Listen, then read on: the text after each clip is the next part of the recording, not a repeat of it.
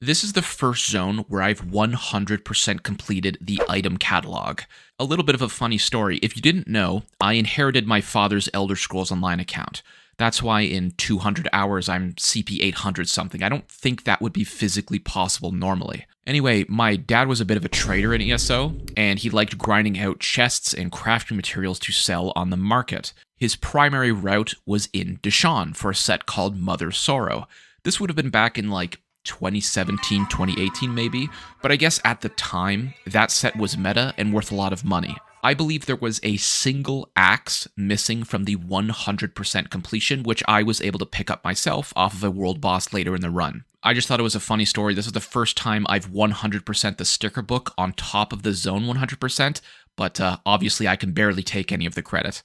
So, besides the item set stuff that my dad did back in the day, this zone took roughly 14.5 hours to 100% complete. And a notable point to make is how long the main story was. Coming in at just over 5 hours, the main campaign for Deshaan comprised over 30% of the content I completed in this zone alone, which is a pretty high percentage compared to some of the other zones I've completed. Granted, you can definitely move through this zone a lot faster than I do. I don't skip dialogue, I talk to most NPCs, and I impose a bunch of challenges on myself to make ESO a little bit harder and slower to progress through. All of those rules and challenges I impose on myself are in the description of the video if you wanted to take a quick scan through. However, one of the biggest challenges I impose on myself is stripping myself down of all gear and money before entering a new zone.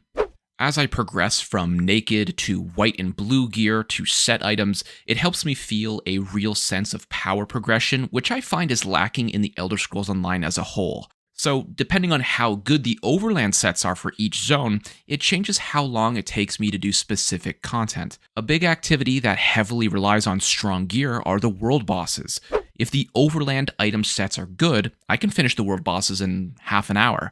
But if they're weak, I might spend 3 hours sitting around and waiting for people to come help me. I'm happy to report that there was indeed a good reason my father farmed the hell out of the zone. Mother's Sorrow is an insane set, and paired with Night Mother's Embrace, I was slicing through world bosses like cake. There was only one world boss I could not solo, but I had zero issues with most of them. If you don't know, my 100% is based off of the Zone Guide, which includes the 4 major achievements. Fishing was a little tricky, more so than usual. It took me about 2 hours to catch all the fish, and I was getting really bad luck. I was using Sharp and my special purple fishing soup, and this was still pretty slow. If you look at the fishing map for Deshaan, good lake spots were really hard to come by. A lot of the safe ones were already used up, and the ones that were active that I actually could fish were almost always surrounded by mobs, so they interrupt me a lot. It wasn't too bad, but it definitely wasn't as peaceful or as nice as fishing normally is. It was quite a bit slower. The 3 other achievements are all copy-pasted from every base game zone in ESO. One of them is to do X amount of quests, which you'll just complete automatically by doing the main story, and 2 of the other ones are tied to completing certain bosses in the public dungeon, which are a piece of cake. Overall, 14.5 hours to 100% complete a zone is pretty standard for the Elder Scrolls Online. It's not the longest, but it's definitely not the shortest. Although I'm a filthy Skyrim player, I am indeed interested in the lore of the Elder Scrolls franchise. I own physical Elder Scrolls lore books, which, in hindsight, I probably shouldn't admit on the internet. Nevertheless, the Morrowind region of Tamriel has always been interesting to me, specifically because of the Dunmer people. I was disappointed with Stonefall's introduction of arguably the most complex race in the entire series. They were almost not talked about at all, but I'm pleased to say Deshaan is basically all about the Dark Elves, their culture, their religion, and internal conflicts, which I thought was great. The Deshaan Plains and Mournhold have been mentioned in several previous Elder Scrolls titles, so let's get up to speed with this area's backstory for context later in the video. The Deshaan Plains is a large central region of Morrowind, and although most may consider Vardenfell to be the heartland of Dunmeri civilization, that title rests with Deshaan. Flush with fauna and fresh water, the Deshaan Plains throughout history have been a vital region of Morrowind for agriculture and irrigation. The capital city of Mournhold holds an intimate connection with the goddess Almalexia, who the city is in fact named after. Similarly with Vivek City and the Clockwork City, the patron divine is heavily associated with the people, culture, and worship of the inhabitants. The Deshaan Plains also have a close connection with Saint Veloth, one of the most notable Chimer from the Merithic era who discovered Morrowind. Veloth plays an important role in the main story of this zone, as well as some of the side content, but I don't want to jump into spoilers quite yet. It's important to note, at least for the backstory of this zone, that the two main divinities tied to this land are Veloth and Almalexia, both of whom you'll be interacting with quite often. If you're wondering why Almalexia is so heavily associated with the city of Mournhold, the quick and dirty story is that back in the First Era, Almalexia and Sothasil had a big battle against the Daedric prince Mehrunes Dagon. Although the two living gods were able to push back Dagon, Almalexia fell in battle almost dead. Since she couldn't really move or do much during her recovery, she decided to oversee the reconstruction of the city of Mournhold on top of where this great battle took place. Again, I skipped some of the information because this is supposed to be a summary, but you get the idea. Almalexia, Mournhold, and Veloth are all pretty important. With all that context, I think it's safe to jump into the main story summary. Spoiler warning, of course, if you want to do the Deshaan main story on your own, but you still want to hear my opinions of this area, you can skip to the Verdict Zone chapter of the video to continue spoiler-free.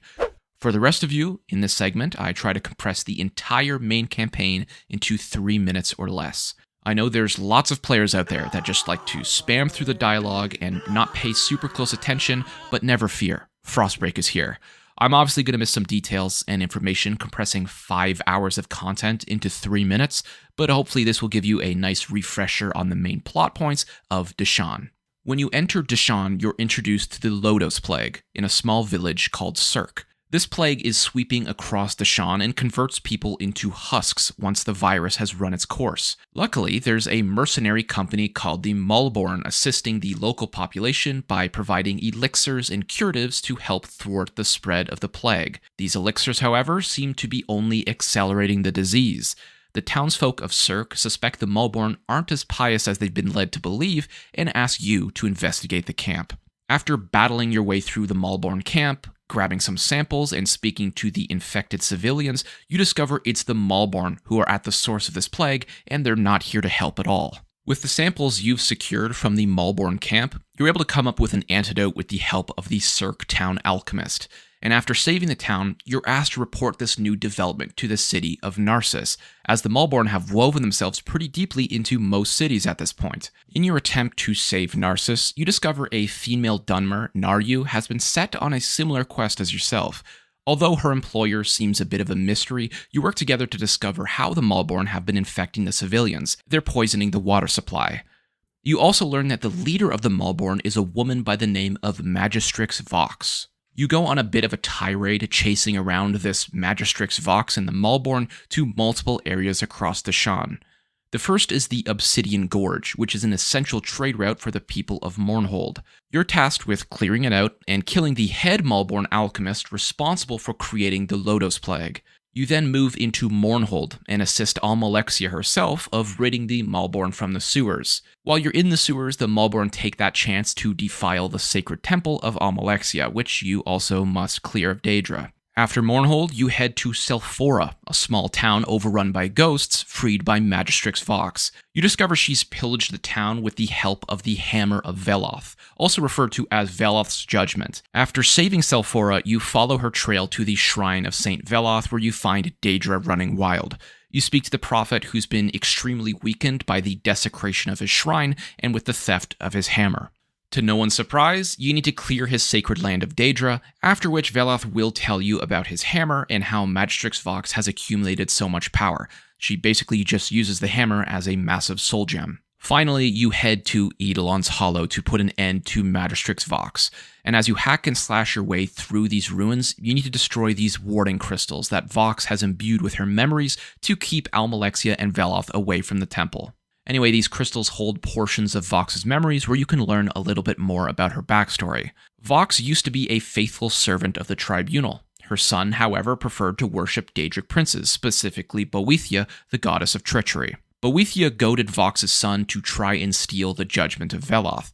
The son was successful and slayed many faithful tribunal civilians with the hammer before he was stopped by Almalexia and put on trial. Almalexia shows no mercy against Vox's pleas and kills her son.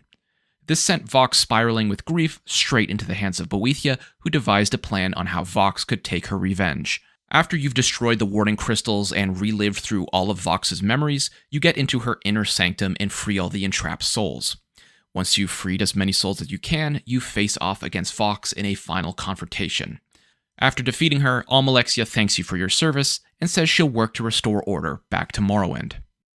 Before we jump into my review and verdict of the Deshaan zone, I'd like to give a massive thank you to my members. I'm going to talk more about the problems going on in my real life and the conflict I have with YouTube at the end of the video, but just know that your support means the world to me. These videos take an insane amount of time to make, usually 40 to 50 hours, which is an entire work week on top of my regular work life. So if you enjoy, please drop a like or comment with any feedback you might have. Subscribing is also a great way to keep up to date with all my uploads, so I greatly appreciate that too. I just wanted to say that quickly. Let's get back to the video.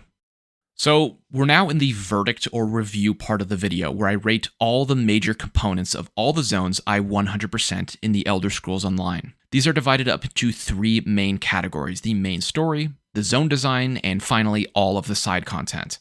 We just did the story summary, so let's start with our review of the main story. Not counting Cold Harbor or DLC content, I think Deshaan was probably the best main story I've done in any base game zone so far. I think I'm going to give it 4.5 stars out of 5. The only reason it's not 5 out of 5 is because a good chunk of the story are repetitive liberation missions. This was the same issue in Ordon where you just went from city to city killing off the Veiled Heritance, but Deshaan definitely does it better without question. That's why it only loses half a star. In broad strokes, it can feel a little repetitive, but if you pay attention to the story, the final objectives are usually pretty unique and not as cookie cutter as save village from threat, move to next village. Another thing I didn't like too much is that at the very end of the story, after witnessing Vox's somewhat tragic backstory, you can actually side with her rather than fight her. Of course, I'm getting used to in this game that that's not a real decision, and you're forced to fight her anyway. I don't even know why it would give me that choice if it didn't do anything, but it's a little disappointing. But let's talk about things I loved in the story. As a huge Elder Scrolls nerd, interacting with both Almalexia and Veloth was awesome. I said this in my last video, but I never played Morrowind. By the time I could read and write, Skyrim was already out. The Tribunal I find very fascinating conceptually, and being able to interact with one on such an intimate level was really cool. Now, I'll admit, I'm actually more of a fan of Veloth compared to Almalexia. Veloth as a pioneer traveling from Somerset to discover Resdane and being hailed as the father of the Dunmer is just super interesting to me. He has 5 sacred artifacts, one of which we saw in this campaign, the Judgment of Veloth, but he's also super important to the Ashlander tribes as they tend to worship him over the Tribunal. I find him much more unique as a deity. The story of Deshaan itself is also very complex, taking you across a lot of the zone into different environments, cities, and regions. I know most campaigns in ESO do this, but what I'm trying to say is that you felt more of an impact in the cities while you were in them. They weren't just pit stops. There is one major choice that you can make in the main story that does change a bit of the outcome in the city of Narcissus. There's a group of civilians wanting to pick up arms against the Malborn. You essentially have the choice of informing the guards and letting the professionals handle it, or letting the civilians sneak out and raid a Malborn camp. I ratted them out, literally, by the way, but if you choose to let them attack, I think the whole town is basically slaughtered because they have no idea how to use weapons, and that's decently impactful, which I like. Magistrix Vox as a villain was also somewhat threatening. You are literally not strong enough to fight her without certain magical blessings from the Tribunal and Saint Veloth. I like the idea that without those, she would have just destroyed you instantly. Now, the actual boss fight with her is one of the worst I've done so far in the base game. I'd argue she's even weaker than a regular elite enemy. No challenge whatsoever. Only other final boss fight that was worse than Vox was the infamous Hound fight in Malabaltor, but please God, don't even get me started on that zone. Regardless, Deshaan's main campaign is probably one of, if not my favorite main story I've done in ESO so far, obviously not counting the DLC or Cold Harbor. Okay, so let's talk about the physical zone of Deshaan. Usually this category is split into 2 parts, the environment and the actual zone design. I think I'd give Deshaan a solid 3 out of 5. I'd probably rank the environment a 2 and the design a 4. Now, don't get me wrong, there's nothing inherently wrong with Deshaan. It just doesn't stand out as interesting, colorful, or unique. I personally hate the green rolling hills aesthetic. There's no universe in where I'm playing a fantasy RPG where I would prefer green hills over something more fantastical. Tundra, desert, rainforest, volcanoes, there's not a single biome you could name that's less interesting than green hills, at least for me. More specifically speaking on behalf of Deshaan's design, I'd say it's honestly very well made. It feels open and explorable with not much intrusive verticality. The map has multiple ways to access any locations.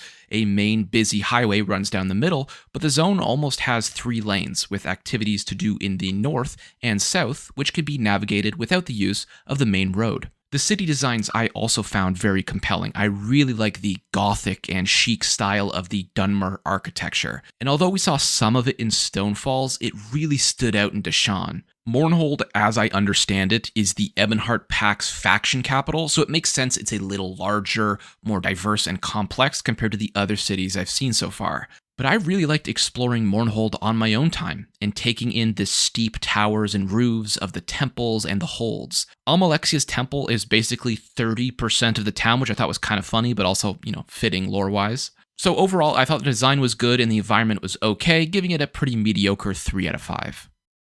Finally, let's talk about the side content. This category basically encapsulates everything that the other 2 portions missed. The points of interest are the main attention grabbers in this category, clocking in at just under 5 hours to 100% complete just by themselves. Delves took closer to 2 hours and the public dungeon was about half an hour, and the group dungeon was just under 15 minutes. We're going to get into all of these categories, don't worry, but I think I'd give Deshaan another fantastic 4 out of 5 for its side content. Let's talk about the points of interest first. These are the major side quests offered by the Elder Scrolls Online and generally have the highest quality of storytelling besides the main campaign. To shout out a few of my favorites, Shada Stula was probably the most elaborate point of interest mission I've ever done. It was kind of like Hogwarts, the school for the Ebonheart Pact mages, and its story is close to 40 minutes long. There were some interesting puzzles to do, a clear-cut plot, and a really strong tie-in to the overarching main story of Deshaan. Highly recommend. Found on the west side of the map, Silent Mire was also really good. I'm a big Argonian guy, if you couldn't tell, but it was an interesting story about Khajiit slavers raiding and shipping off Argonians to work. There's actually a couple of quests tied to this location, and I got stuck not being able to complete this POI because I couldn't find the last one. Shout out to Azira though for suggesting Quest Map for me, which puts markers down for every single side quest in the game. This was very helpful. By the way, if you are interested in joining the Discord, the link is in the description.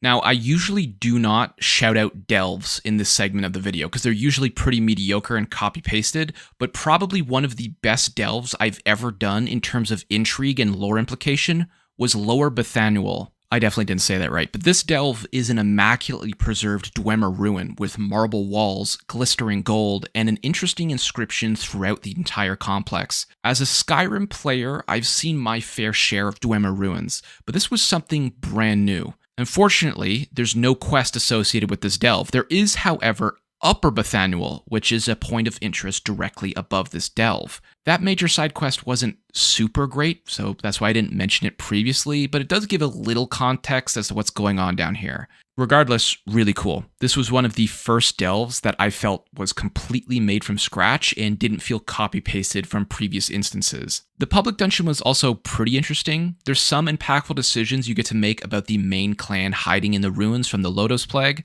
I guess this public dungeon is very popular to farm because there were huge groups of people running it, and I just followed them around and killed all the bosses. I did get one shot by this one ghost lady with like 75% of my health left. Granted, I was half naked without any good gear, but I did enjoy the challenge of taking her down. I also got this weird trophy thing too. I have no idea what this is. If someone could let me know, that'd be great. Finally, the group dungeon of Deshaan. I like to do these slow and listen to the story, so I tend to avoid the queue finder. Luckily, someone in my Discord, Gnevka, decided to help me out, and I'm very sorry for mispronouncing her name, I'm sure I did.